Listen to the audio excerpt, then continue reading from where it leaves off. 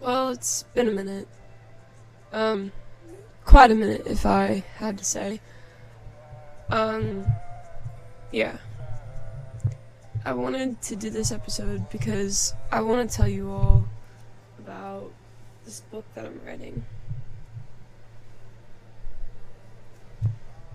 I want to tell you all that I don't really know where this is going. I can't figure out how to start it. And here I am. I know these things. And I want to tell someone, so who better than the people who actually want to listen? So if you're listening to this, get ready for a lot of me just being crazy and just saying a lot of random things and exploiting the entire book plot and everything about it, because yeah, I don't know what I'm doing. Well, for starters, okay, it's Red Writer. And yes, I'm aware that there's music going on in the background. It's because it's too quiet in here and it makes me freak out. But if I don't keep it... Anyways, it's OCD problems and ADD things. Okay. So, the story starts with Red Writer. And it sounds really weird saying this because, I feel like I'm saying third person. The whole concept of this book is that I get to bring my friends and I into a world that we all get to design. I've taken aspects from all of my friends' favorite things, such as sci-fi novels and romance books and adventures and all this stuff, and I've put it into my brain, and here we go. Yeah, this is gonna be a lot of rambling. So, when my character is put into the shoes of a hero. See, I don't know how to say this, so I'm just going to talk third person, so here we go.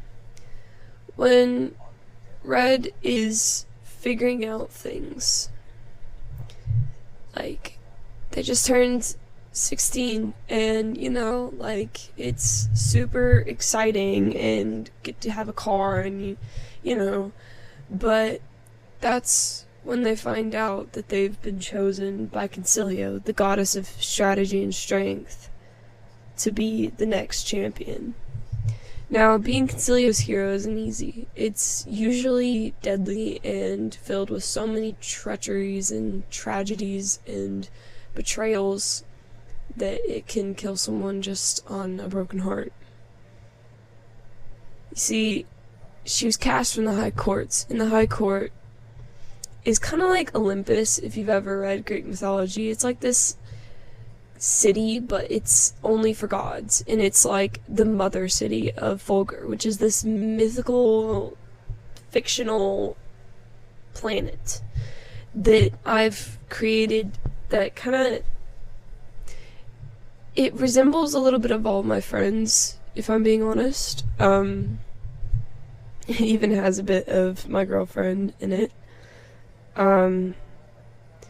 There's flying cities, and then there's also rolling hills to gardens that go on for miles and miles. It's an amazing and extraordinary place, and I'm getting notifications on my Chromebook, and it's making me angry. Anyways. So, after Red gets this message from Concilio that they will be the next hero, Red doesn't know how to respond.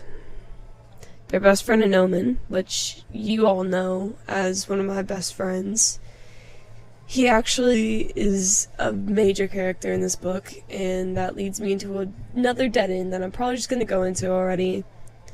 But they both have a very big role in the book. Because as Red is growing as a character, Anoman is right there with them and is also helping them to become that person, while he himself is also becoming somebody who is outgoing and loud and expressive, and because Anoman is very quiet And that's what we love about him. Because he's so kind and sweet without saying anything. It's just amazing. And I am very privileged to be one of the few people he talks to.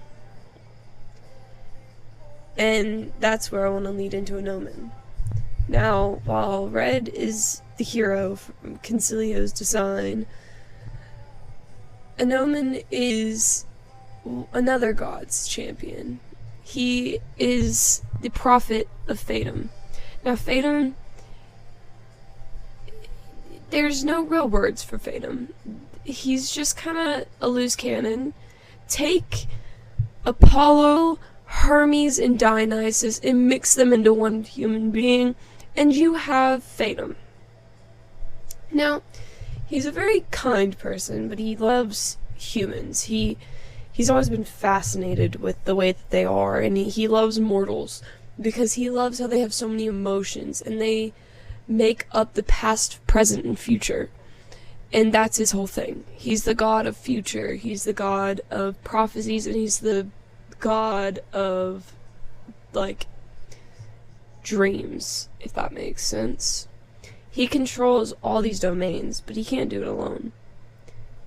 And so he recruits a Nomen and teaches him the ways of the prophet, which is basically kind of like what you would think of an oracle, but he can also bend past, present, and future. He can look into all three, and he can take details into his mind. And it's just really cool because it shows such a layer of his personality. And I find it also really cool how throughout this journey of my friends and my family, we also get to see new characters like Corius. And Corius is actually my adopted son, Corey. We don't really know much about each other yet. He's only been with us for like 4 months now, so we're getting into the hang of things. He's very sweet and very goofy when you get to know him, and he reminds me so much of Matt, and I love my little brother. And they remind me so much of each other, and it's so funny to watch them interact because they literally just butt heads the entire time. And I also want to lead into this.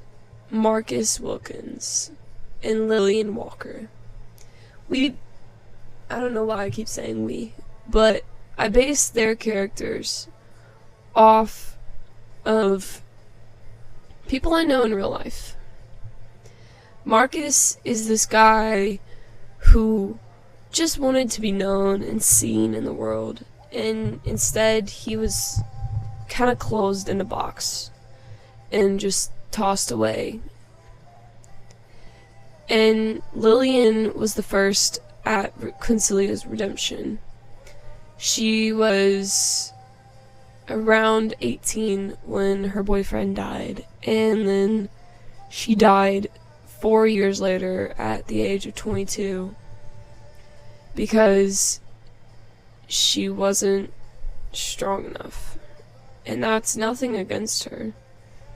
The way that I designed her character, there's 3 heroes. I'm gonna go to that first.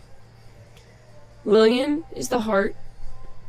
Marcus is the tactics, or the muscle, if you will. And Red is the brain. They all think in those ways. Lillian thought with her heart. Marcus thought with Marcus thought with his strength, and Red thought with their mind. It's interesting because you see these 3 different people whose lives were just destroyed as soon as Concilio chose them. And now they're fighting a war that they don't want to. That's why Marcus went bad, or air quotes around bad. I don't believe in the word bad and good, or evil and innocent. I believe in darkness and light. But here's the thing about that. No one person is good and no one person is evil. And that's kind of the whole point of this book. Is to show that stereotypes and pasts and everything aren't what they are. Like, Marcus isn't really a bad guy, and Red isn't really a good guy. You don't have to stay in those, like, personas is what I'm trying to put out there. Red, they don't really think about what people think of them, but they still do what they do. And it sounds so weird when I say that out loud, because, like, I'm literally talking about myself in the third person. It's so strange. Marcus was always seen as the bad apple. He's always seen as this angry, self-loathing, self-hatred, anything, really, that you think of that's bad. Take Luke Castellan, take Draco Malfoy, take, I don't even know, whatever villain that you want to think about and make them look like Marcus. That's kind of who he is. And it's really amazing to see in my mind, because I have, like, not even a page written. I don't even know where I'm going at this point in the book. But I have it played out in my head that his redemption arc will be so grand and so dedicated, because that's what he deserves. He never deserved any of this with Concilio. He never deserved to be killed. He never deserved for Discord to take over his life and his well-being and his mind. He didn't deserve it, and yet he got it. That leads me to another thing. Discord. Discord was a very hard person to create. He's the embodiment of chaos, mayhem, and destruction. Take every god of, like, chaos and mischief and destroying and, like, Tartarus and Kronos and all these gods. Take them all and put them into one, and you have Discord. Discord loves to cause chaos, which is, I feel like I'm just repeating myself, but we're gonna go with it. He doesn't want order. He wants destruction. He wants misery. He wants anything to make him stronger, because every bad thought, everything, anything chaotic, destructive, you know, feeds into his power. And that's not a good thing, because Discord himself takes that power and he just destroys everything. I feel like I'm reiterating myself so much, but I'm running out of time. And I feel in my mind that Discord, he just wants power, and that's the point. He wants to destroy the gods, take over Fulgur, and then destroy it. He wants to destroy an entire civilization for power. And I think the reason why I created this storyline was because I wanted to show people that not everything is as it seems. I wanted to show people good and bad and good. I wanted to make people feel differently about things.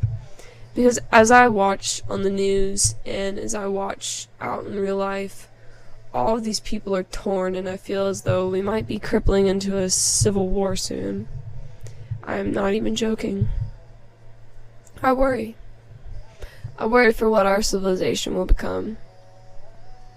And on that note, I'm about to run out of time. So, until next time, Vida la vida. This is Red Rider, out.